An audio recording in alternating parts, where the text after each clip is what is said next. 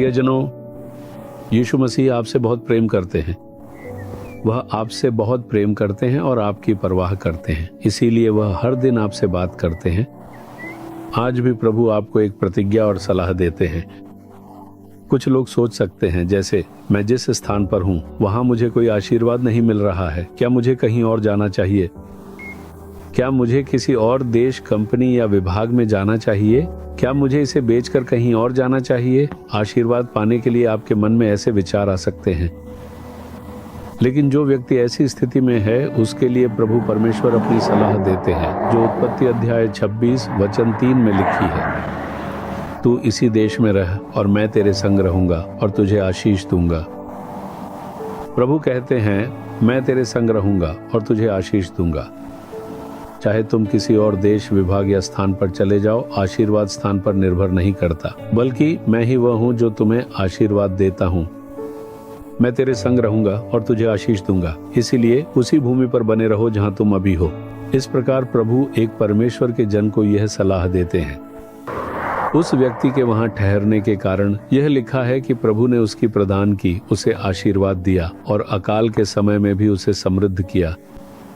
समय और परिस्थितियां बहुत तेजी से बदल रही हैं, इसलिए यदि हम भी उसी के अनुसार आगे बढ़ें तो यह बेहतर होगा। तो चलो हम अपनी जगह बदल लें। आपको ऐसा सोचने का टेम्पटेशन आ सकता है, लेकिन सुनिए कि प्रभु आपको क्या कहना चाहते हैं।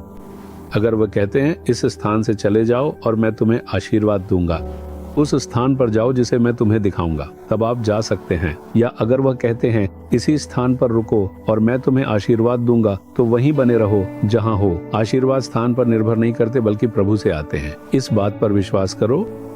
प्रभु कहते हैं, मैं तुम्हारे साथ रहूंगा। तुम जहां भी जाओगे और जहां भी ठहरोगे, मैं तुम्हारे साथ रहूंगा। यही तुम्हारे लिए आशीर्वाद होगा।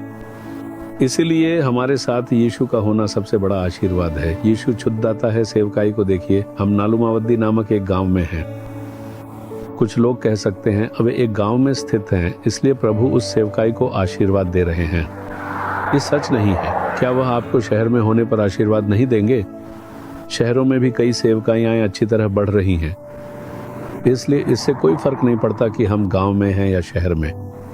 जरूरी यह है कि हम वहीं हों जहां प्रभु हमें रखना चाहते हैं। मैं 12 साल तक चेन्नई में था। वहीं पर मैंने अपनी आत्मिक जीवन और सेवकाई के शुरुआती दिनों में वृद्धि पाई।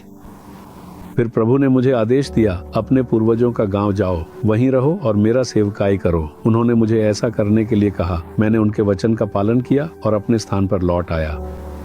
मैंने आज्ञा मानी, वह मेरे साथ रहे हैं और मुझे आशीष दे रहे हैं। बस इतना ही। सबसे महत्वपूर्ण बात यह है कि हमें प्रभु की आज्ञा माननी चाहिए और वही करना चाहिए जो वह कहते हैं। तब वे हमारे साथ रहेंगे और हमें आशीष देंगे।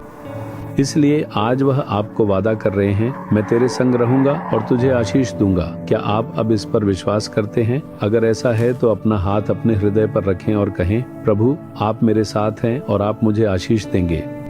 मैं वहीं रहूंगा जहां आप मुझे रहने के लिए कहेंगे।